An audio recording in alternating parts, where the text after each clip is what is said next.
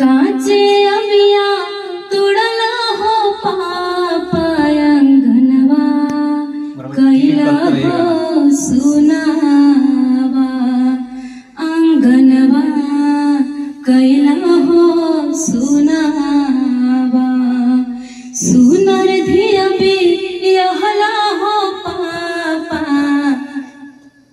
अंगनवा कैला हो सुनावा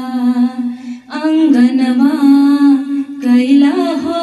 सुनावा काचे अबिया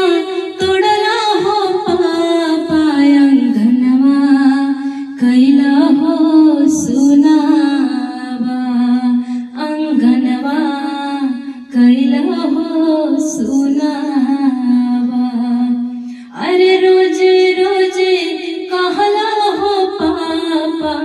धियावा बाड़ी जंजालावा अरे धियावा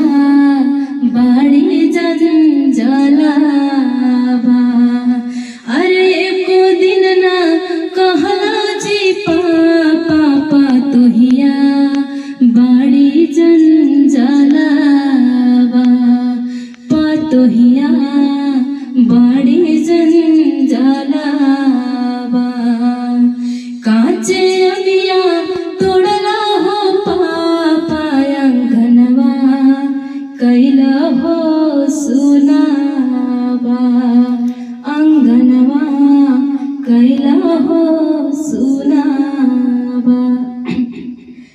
कवने कारणे पापा हमारा के तेजला कवन भइले गलती हमार अपना तो धिया के